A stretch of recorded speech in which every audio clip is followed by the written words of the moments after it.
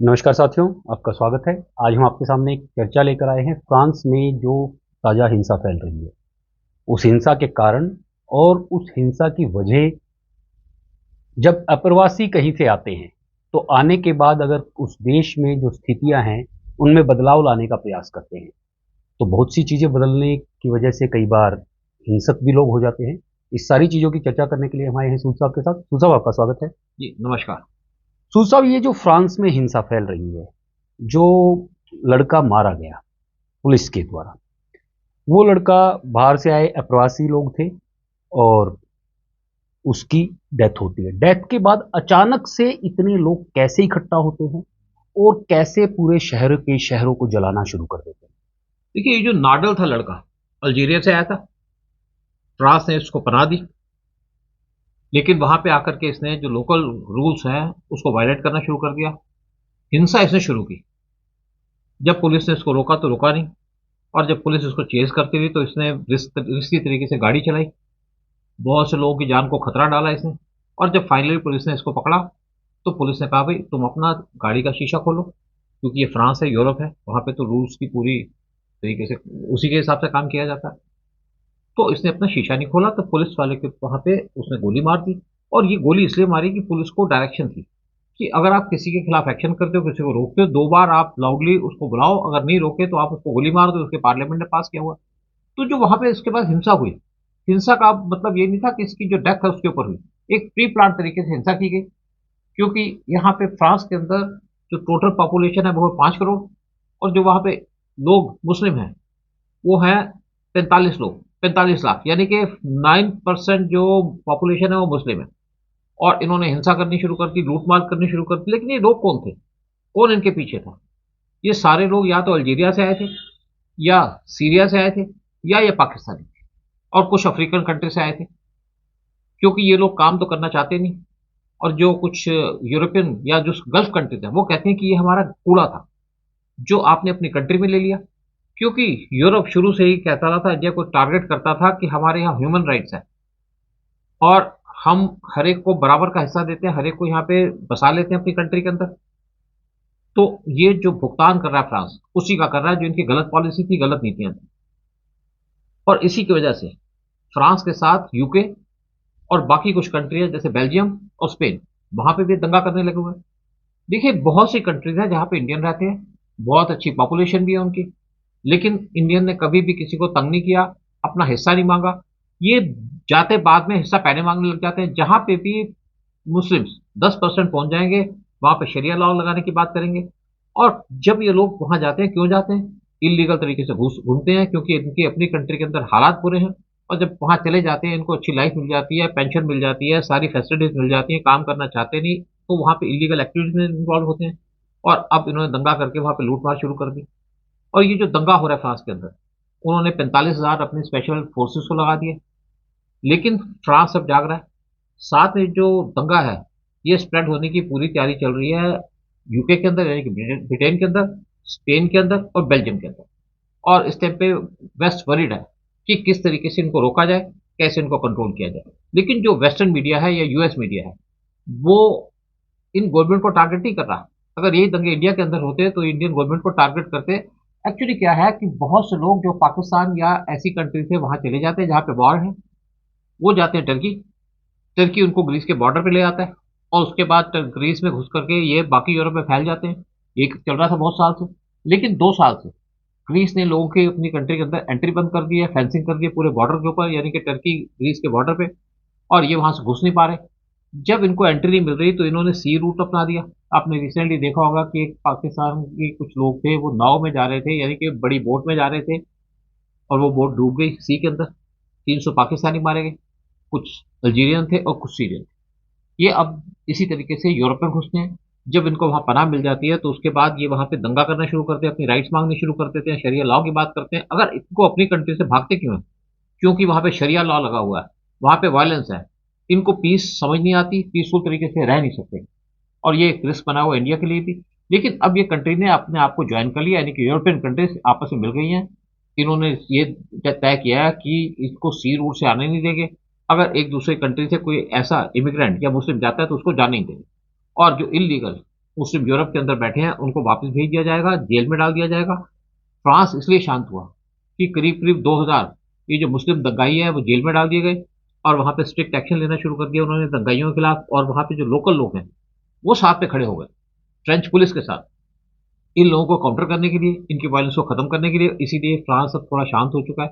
और ये इन्होंने अगर सबक सीख लिया फ्रांस ने, तो इससे जो यूरोपियन कंट्रीज है वो भी सबक सीखे हैं कि ये जो मुस्लिम्स हैं एक लाइबिलिटी है पूरे वर्ल्ड के ऊपर, और इनको अपनी कंट्री में अननेसेसरी आने ना दिया जाए। कोई भी अगर कोई मुस्लिम किसी गल्फ कंट्री में रहता है, सऊदी में, यूएई में, वहां तो दंगा नहीं करते। दंगा तब करते हैं जब दूसरी कंट्री में चले जाएं, और उन कंट्री से जैसे पाकिस्तान, अल्जीरिया और सीरिया जहां पे डिस्टर्बेंसेस है, और वहां से यूरोप चले जाते हैं।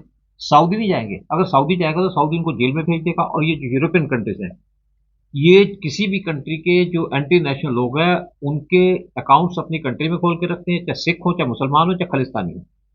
तो इनको संभल के रहना पड़ेगा, डिसीजन लेना पड़ेगा किस तरीके से जाए। अब यूरोप के अंदर बात हो रही है योगी मॉडल की, यानी कि योगी मोदी मॉडल की, मुस्लिम्स को कंट्रोल करने के लिए और दंगाइयों को कंट्रोल करने के लिए। साहब, ये जो सिचुएशन बन रही है जो फ्रांस की आज है, ये आगे बढ़कर यूरोप के किस किस देश में फैल चुकी है या फैलने की संभावनाएं हैं? ये फैल चुकी है ब्राजील में, ये फैल चुकी है यूके के अंदर, स्पेन के अंदर और ब्रसल्स में। साथ में जो पोलैंड है उसके अंदर कोई भी मुस्लिम आ नहीं सकता। ग्रीस ने भी बैन कर दिया मुस्लिम्स को अपनी कंट्री में आने के लिए। लेकिन देखा जाए तो पूरे तरीके से जर्मनी भी इसमें इंपैक्ट हो चुका है। फ्रांस ने इन मस्जिदों के ऊपर बैन लगा दिया था जहां पे इलीगल काम होते थे, क्योंकि इन लोगों के लिंक है आईएसएस के साथ। आईएस से बच करके ये लोग यूरोप में आए, लेकिन उसके बाद आईएसएस को ज्वाइन करते हैं यूरोप को टारगेट करने के लिए। देखिए किस तरीके से काम करते हैं लोग। ना इनका करेक्टर है, ना इनकी आइडियोलॉजी है, ना इनको पता क्या काम करना है। इनकी आइडियोलॉजी एक है कि वर्ल्ड को डिस्टर्ब करना।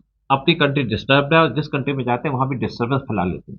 और इसीलिए इन कंट्री ने प्लान किया है कि किसी भी मुस्लिम को अपनी कंट्री के अंदर आने ना दें, और जो वहां पे इलीगल लोग ठहरे हैं उनको अपनी कंट्री से भगा दें। यही काम करेंगे तो ये देश बच पाएगा, अदरवाइज पूरा यूरोप टोटल तरीके से अनगल्फ हो जाएगा अगले 5 साल के अंदर। और यहाँ पे बात की जाएगी शरिया लॉ की।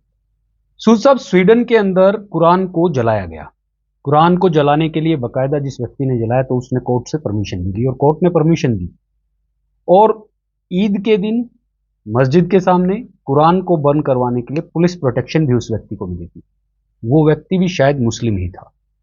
तो ये जो आज़ादी की बात की जाती है, ये जो स्वतंत्रता की बात की जाती है, ये जो लिबर्टी की बात की जाती है, इस लिबर्टी को लेकर स्वीडन इतना ओपन है कि वो किसी भी धर्म ग्रंथ को जलाने की कानूनी परमिशन भी दे देता है। ये कहां तक सही लगता है या गलत? देखिए मैं इस बात को तो सही नहीं मानूंगा जी। किसी के रिलीजन की बुक को जलाना। क्या किसी ने कहीं गीता बाहर जलाई है कभी गुस्से में आकर के? उसको की नफरत है हिंदुओं से? क्या रामायण के ऊपर किसी ने ऐसी बात बोली है? वो जरूर है कुछ हिंदू जो हिंदुस्तान के खिलाफ हैं, जो एंटी नेशनल हैं, वो गीता की इंसल्ट करते हैं, महाभारत की भी इंसल्ट करते हैं और साथ में रामायण की भी इंसल्ट करते हैं।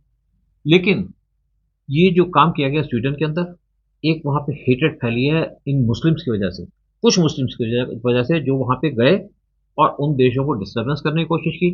लेकिन दूसरी तरफ देखा जाए तो जहाँ पे 57 मुस्लिम कंट्री है वहां पे क्या प्रॉब्लम है?